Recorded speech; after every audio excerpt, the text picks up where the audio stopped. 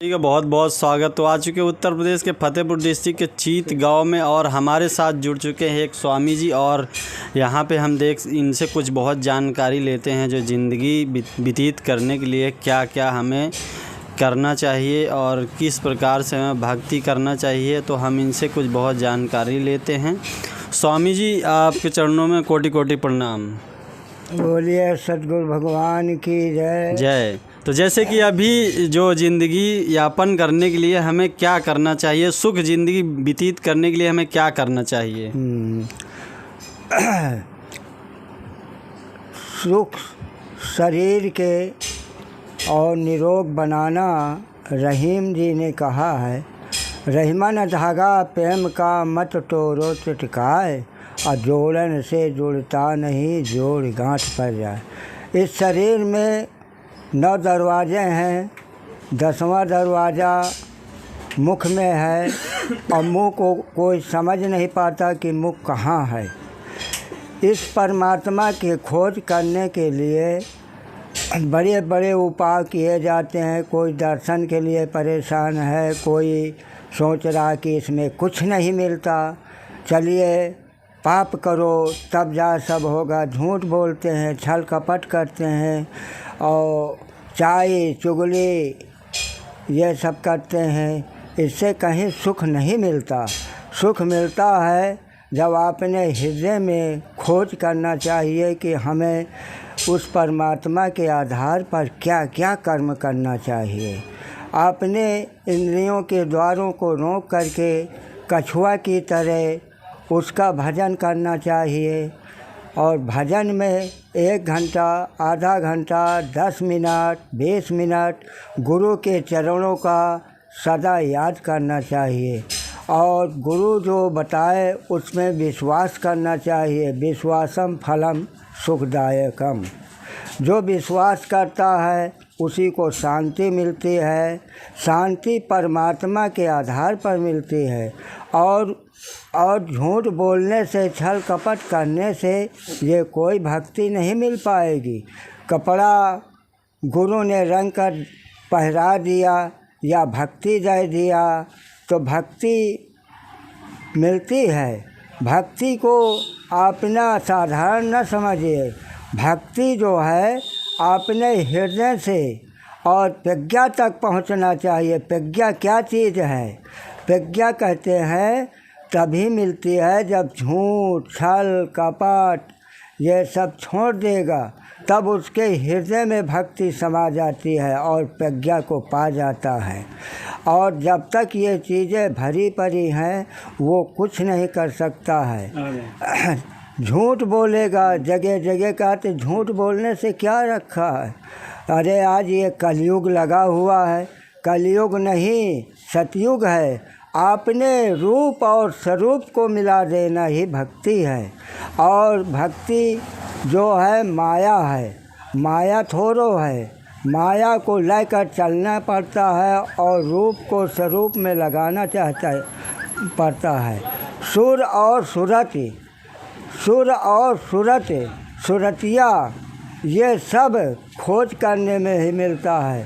परमात्मा योग क्या है? जो आपने को और परमात्मा में मिला देने को, यही योग है। और गुरु का जो विश्वास करता है वही तुलसीदास जी लिखे ने कि 8 जथा लाभ संतोषा, और सपनों नहीं देखे पर दोषा। जो दूसरे को दोष देखता है उसके पास भक्ति नहीं आ सकती है। जो दूसरे का अहिंसा करता है उसके पास भक्ति नहीं आ सकती है। वो कितना भी आपने सुर को मिलावे मगर वो सुर नहीं मिल पाएगा। और जो झूठ बोलेगा, अधियारी का हक खाएगा, अधियारी से छल कपट करेगा, उसके पास भक्ति नहीं आ सकती है। उसका कर्म भोगना अवश्य ही पड़ेगा। और भोगना कब पड़ता है? जब वो 60 साल का हो जाता है।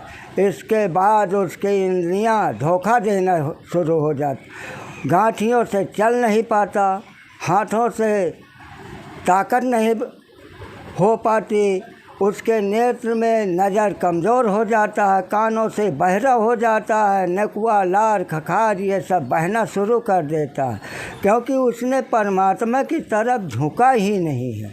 परमात्मा की तरफ झुकने वाला, गीता में कहा है, कर्म अकर्म विकर्म, कर्म क्या है, अकर्म क्या है और विकर्म क्या है। कर्म ये है कि जो परमात्मा का कर्म करे वो परमात्मा को ही पाता है, और जो अकर्म में, अकर्म उसे कहते हैं कि फल की चेष्टा करके जो भक्ति करता है उसको फल मिल जाएगा, परंतु बाद के कुछ नहीं मिल पाता। अकर्म क्या चीज़ है, जो देवी देवताओं में बल देता है, जो अहिंसा करता है कि इसको काटने से हमारा ये लाभ मिलेगा, तो वो मिल तो जाएगा, परंतु वो न यहाँ का होगा और न वहाँ का होगा, न सुख यहाँ पाएगा और न सुख परलोक का होगा। और सदा सतयुग भगवान की जय। तो जैसे कि अभी स्वामी जी ये बताइए, जैसे कि अभी आप रहने वाले आप कहाँ के हो?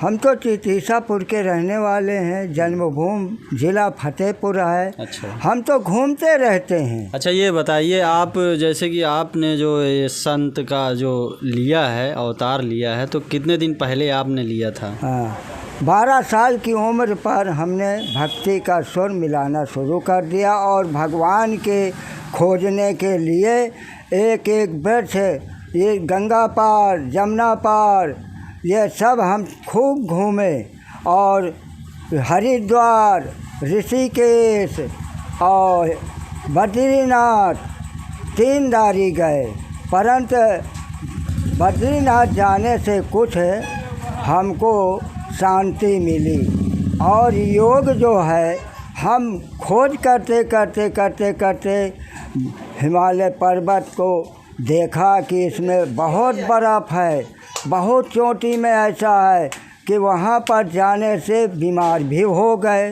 सर्दी भी हो गए, सब हो गए, मगर परमात्मा के ध्यान में हमारी सर्दी भी चली गई और उनके जाने, वहाँ के जाने से हमको योग प्राप्त हुआ है। अच्छा, जैसे कि अभी आप रहने के लिए क्या आपका कोई घर है या आप कहीं जंगल वगैरह में रहते हैं? नहीं, कहीं कहीं हम जंगल में भी रुक जाते हैं, और यहाँ कोई ऐसा प्रेम हो गया है किसी से कि जो हमको वो बाहर जाने ही नहीं देता, और वो उसने कहता है कि रुको। अब हम जो है 1 साल तो रुकेंगे, 1 साल के बाद गंगा का किनारा ले लेंगे। अच्छा अच्छा। तो यहाँ जैसे कि मंदिर वगैरह का स्थान है या किसी घर में यापन करते हैं आप?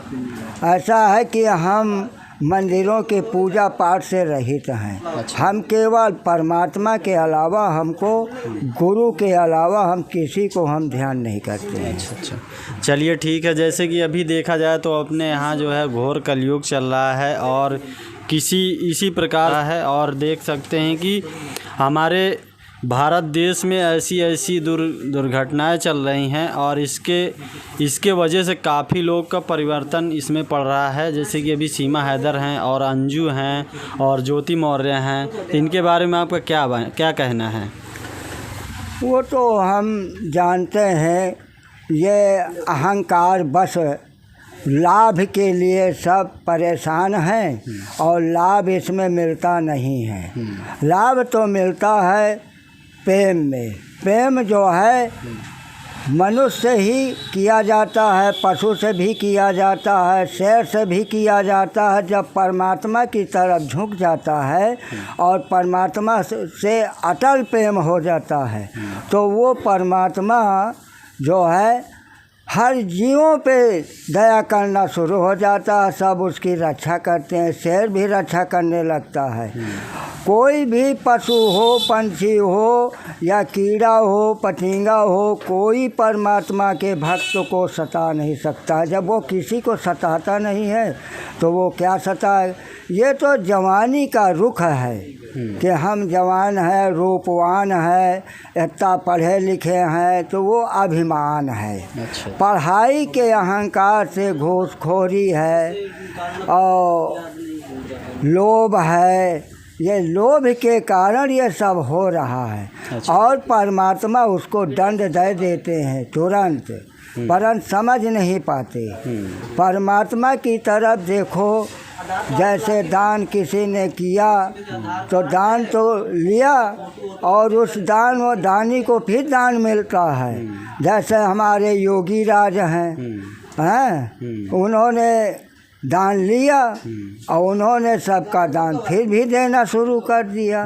किसी को मतभेद नहीं योगी राज रखते हैं। इसी तरह प्रधानमंत्री हैं, किसान के लिए भी ख्याल करते हैं और क्षमा भी करते हैं। उनके लगे छोटा बड़ा कोई नहीं है, वो तो सबको पुत्र के समान समझते हैं। परंतु कोई उनकी निंदा करता है, कोई उनको गाली देता है, परंतु वो सब सहन करते हैं। क्या जानते नहीं क्या कि हमको कोई निंदा करे, परंतु उनको भी उसी तरह मानते हैं। उनको छोटा बड़ा से कोई मतलब नहीं। अच्छा, जैसे कि अभी उत्तर चल रहा है अपने उत्तर प्रदेश का और अच्छे निर्माण मिल रहे हैं, अच्छी एक योजनाएं मिल रही नई नई, तो इनके बारे में आपका क्या कहना है? योगी जी के बारे में आपको क्या कहना है? योगी जी तो इस समय भगवान हैं, हमारे गुरु भाई हैं। हम ये कहेंगे कि जो उनके गुरु मच्छल्लरनाथ किया है, उन्होंने सत्य का काम किया है। जैसे नाथ गोरखनाथ महाराज जी किया है, वो उन्हीं के कहने के अनुसार वो चल रहे हैं और उनके पास मत भेद भाव कुछ नहीं है, न छोटा है न कि कोई बड़ा है। वो कलयुग के लायके नहीं चल रहे, वो सतयुग को लायके चल रहे हैं। वो योगी हैं और अपने योग को भी ध्यान देते हैं और योगियों को भी ध्यान देते, वो सबको योगी मानते हैं। अच्छा, अपने भारत देश में बहुत से एक भाग्यशाली व्यक्ति हैं जो 3 से 4 लोग हैं और एक बहुत अच्छा काम कर रहे हैं, अपने भारत को काफ़ी ज़्यादा सुधार में लाए हैं और काफ़ी ज़्यादा सुधार कर रहे हैं। जैसे कि अभी हमारे धीरेन्द्र शास्त्री बागेश्वर बाबा हैं और कितना अच्छा काम कर रहे हैं, जो हिंदुता को एक करने में लगे हैं और काफ़ी हिंदुता एक हो चुकी है। तो उनके बारे में आपका क्या कहना है? ये तो पहले के राजा थे, जो पहले के राजा तो नहीं है। जैसे कि अभी एक नई युवा है और एक नए युवा के उसमें है और ज़्यादा नहीं, अभी 25 से 30 साल की उम्र है और एक अच्छी उमंग है उनकी और एक अच्छे काम और अच्छे नियम पालन, अच्छे कामों के हिसाब से वो कर रहे हैं। और हमारे जो धीरेन्द्र शास्त्री जी हैं काफ़ी मेहनत कर रहे हैं, रातों दिन एक कर रहे हैं और हमारे जनता के लिए ही कर रहे हैं और जनता के लिए लड़ रहे हैं वो, और एक हिंदुत्व जो बना रहे हैं बहुत अच्छी तरीके से बना रहे हैं और बनाने में उनका और बहुत सारे लोग भी साथ दे रहे हैं। और तो जैसे उनके बारे में आपका क्या कहना है? जैसे कि अभी धीरेन्द्र शास्त्री जी हैं, तो क्या आप उनको भी मानते हो? हाँ, जो कलयुग को छुड़ाने वाले हैं। कलयुग तो लगा हुआ है केवल झूठ छल कपट में लगा हुआ है, अहिंसा में लगा हुआ है। जैसे दारू पीने वालों के ऊपर लगा है और दारू बेचने वाले के ऊपर लगा है। किसी को बढ़ाव कर देता है, किसी को कम कर देता है। अच्छा, जैसे कि अभी बिहार में बिहार में है और बिहार में शराब इस टाइम बैन है और अपने उत्तर प्रदेश में काफ़ी ज़्यादा बिक रही है और काफ़ी लोग पी रहे हैं, काफ़ी लोग बीमार भी हो रहे हैं। इसमें काफ़ी लोग की मृत्यु भी हो चुकी है। इसी जहर जैसे पदार्थ हैं और इसी प्रकार से काफ़ी लोग बीमार हो रहे हैं, काफ़ी लोग मर भी रहे हैं। तो इसमें आपका क्या कहना है? जो शराब उत्तर प्रदेश में चल रही है, क्या ये बंद होनी चाहिए या नहीं बंद होनी चाहिए? ये बंद होना ना बंद होना तो ये सरकार का काम है, परंतु ये हम कहेंगे कि जो संसार में दारू पीता है और पी करके चलता है तो उसको ये भी पता नहीं कि मैं कितने किलोमीटर में चल रहा हूँ।